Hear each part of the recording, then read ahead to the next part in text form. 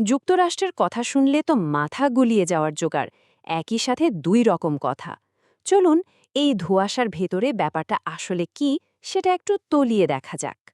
ব্যাপারটা দেখুন, একদিকে প্রেসিডেন্ট ট্রাম্প বলছেন যুদ্ধ তো প্রায় শেষ, আর ঠিক সেই সময়েই পেন্টাগন মধ্যপ্রাচ্যের দিকে পাঠিয়ে দিচ্ছে ২,৫০০ নতুন মেরিন সেনা। মানে দুটো কথা তো পুরোপুরি উল্টো, কোনটা সত্যি? আর এই যে কথার সাথে কাজের অমিল, এটা কিন্তু শুধু এই একটা জায়গাতেই না, বরং যত দিন যাচ্ছে মনে হচ্ছে এই ফারাকটা যেন আরও বাড়ছে।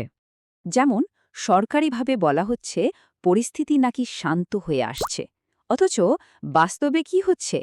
ইরান জুড়ে কিন্তু মার্কিন আর ইসরায়েলি বোমা মিসাইল হামলা একটানা চলছেই। এবার আসি হরমুজ প্রণালীর কথায়। এটা কিন্তু বেশ ইন্টারেস্টিং।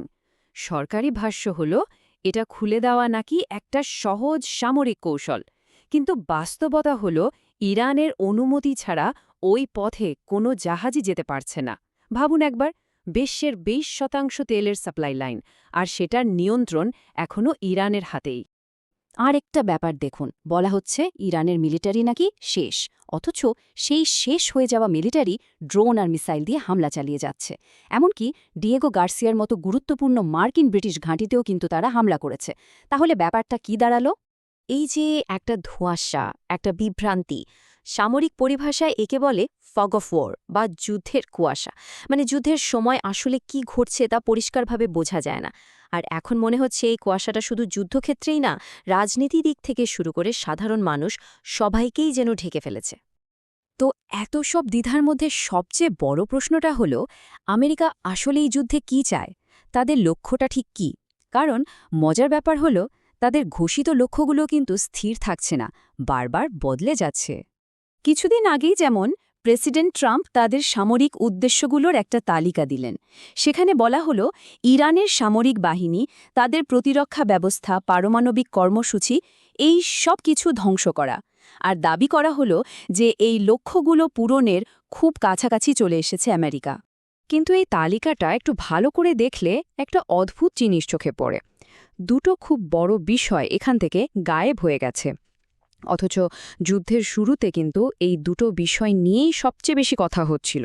মনে করে দেখুন, যুদ্ধের শুরুতে রেজিম চেঞ্জ বা শাসন ব্যবস্থা পরিবর্তন আর শর্তহীন আত্মসমর্পণের মতো বড় বড় কথা শোনা যাচ্ছিল। এখন কিন্তু সরকারি বিবৃতিতে এসবের কোনো উল্লেখই নেই। শুধু তাই না, হরমুজ প্রণালী সুরক্ষিত করার যে বিষয়টা, সেটাও এখন আর আমেরিকার প্রাথমিক তালিকার মধ্যে নেই। বলা হচ্ছে এটা নাকি এখন অন্য দেশগুলোর দায়িত্ব। ব্যাপারটা বেশ অদ্ভুত, তাই না? তাহলে দেখুন, একদিকে মনে হচ্ছে যুদ্ধের লক্ষ্যগুলো ছোট করে আনা হচ্ছে, কিন্তু ঠিক এর উল্টো দিকে সামরিক প্রস্তুতি দেখলে মনে হবে, আরে এখানে তো আরও বড় কোনো কিছুর আয়োজন চলছে। যেমন প্রায় ২,৫০০ যোদ্ধার একটা মেরিন ইউনিট জাপান থেকে রওনা দিয়েছে, কয়েকদিনের মধ্যেই পৌঁছে যাবে। আবার প্রায় একই আকারের আর একটা ইউনিট আসছে ক্যালিফোর্নিয়া থেকে, তারা পৌঁছাবে এপ্রিলে। সব মিলিয়ে প্রায় ৫,০০০ সৈন্যের দুটো বড় ইউনিট কিন্তু ওই অঞ্চলের দিকেই যাচ্ছে। তো এত সৈন্য দিয়ে কি হবে? মিলিটারি বিশ্লেষকরা একটা তত্ত্বের কথা বলছেন, সেটা হলো খার্গ আইল্যান্ড থিওরি। পরিকল্পনাটা হতে পারে এরকম: প্রথমে ইরানের তেল রপ্তানির মূল কেন্দ্র খার্গ দ্বীপটা দখল করা, তারপর তাদের তেল রপ্তানি পুরোপুরি বন্ধ করে দেওয়া। আর এতেই ইরানের অর্থনীতির কোমর ভেঙে যাবে এবং তারা আমেরিকার শর্ত মানতে বাধ্য হবে। তবে ইরানও কিন্তু বসে নেই। তারা পরিষ্কারভাবে জানিয়ে দিয়েছে, খার্গ দ্বীপে হামলা হলে এর ফল ভালো হবে না। পুরো অঞ্চলের সব জ্বালানি স্থাপনায় আগুন লাগবে আর লোহিত সাগর অনিরাপদ হয়ে পড়বে। মানে একটা বিশাল আঞ্চলিক যুদ্ধের হুমকি। এই যে সামরিক ঝুঁকি, এর বাইরেও আরেকটা বিরাট ব্যাপার আছে যেটা থেকে বোঝা যায় যে এই যুদ্ধটা মোটেও সহজ বা তাড়াতাড়ি শেষ হওয়ার মতো নয়, আর সেটা হলো এর খরচ। একবার অঙ্কটা ভাবুন, $২০০ বিলিয়ন।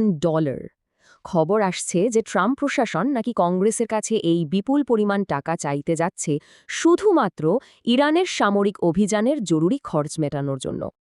এত বড় একটা বাজেট চাওয়ার মানে কি? এর মানে হলো হোয়াইট হাউস একটা লম্বা আর খুব দামি যুদ্ধের জন্যই তৈরি হচ্ছে।